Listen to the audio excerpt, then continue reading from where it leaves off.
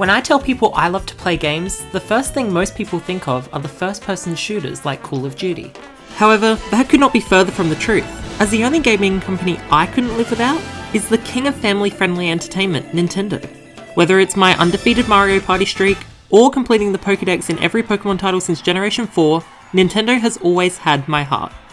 As an owner of the original Switch, I knew I would upgrade eventually, but once I saw what the console was capable of, I took the plunge and pre-ordered the Nintendo Switch 2. So, was it worth it? Let's find out. Performance comparisons. One of the criticisms of the original Nintendo Switch was performance, which, without getting into deep specifics, overall ran worse than most previous competitors, including the Steam Deck, PlayStation 5, and Xbox Series X. For most casual gamers, this resulted in significant lagging issues and poor frame rate, with the Switch locked at 30 frames per second. So how does the Switch 2 compare? Quite well, it turns out. The Switch can now run at 60 frames per second, which, while on the lower end, is still at the current standard expected of technology in 2025. Additionally, the Switch 2 is significantly more powerful, and can now smoothly run the original Switch titles which previously struggled to maintain high performance. If there is one thing that the Switch 2 gets wrong, however, it is most certainly the battery life. While higher, smoother performance was much needed, it has come at the cost of battery, which now, when playing performance-heavy games, can last as little as 2.5 hours.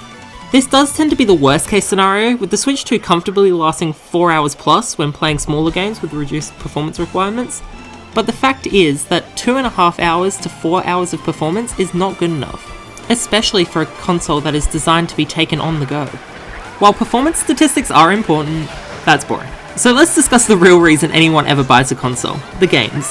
While Donkey Kong Bonanza is shaping up to be an instant hit, the game doesn't release until mid-July, leaving an all-new open-world experience, Mario Kart World, to satisfy Day 1 Switch 2 gamers. I could write a full-fledged review about this game, but instead, here's what actually matters. 1. Unlike every Mario Kart prior, you can actually drive from one course to the next in one big open world of Mario Kart tracks. 2.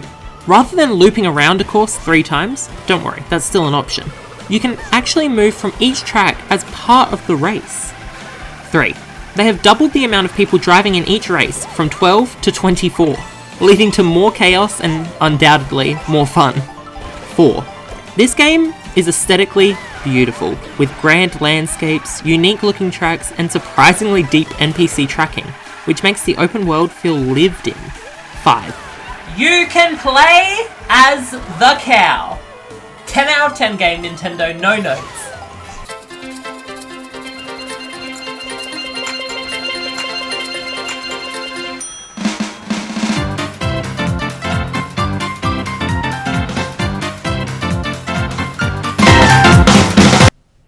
So yeah, you can play as the cow.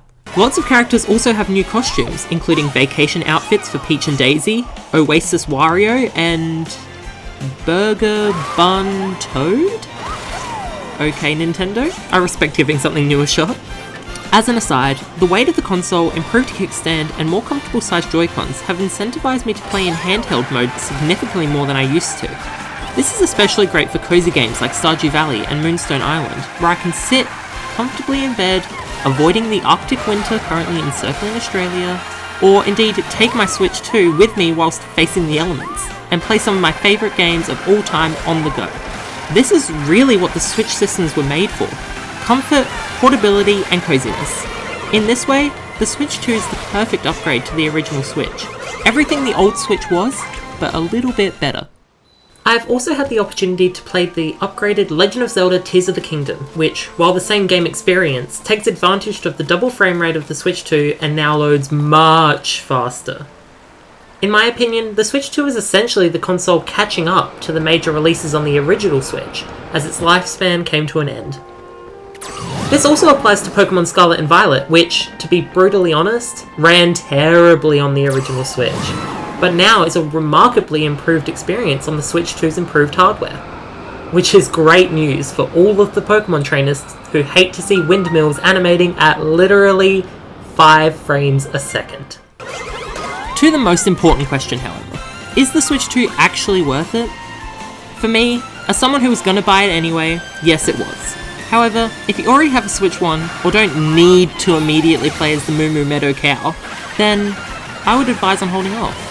The legacy and success of a console is always determined by performance and exclusive titles.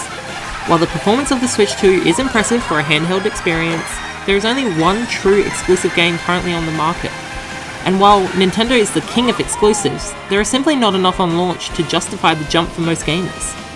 That said, as new titles continue to release and others gain significant performance and DLC updates, the Switch 2's position as successor to one of the most profitable, revolutionary consoles looks increasingly secure. I give the Nintendo Switch 2 an overall score of 4 out of 5 stars.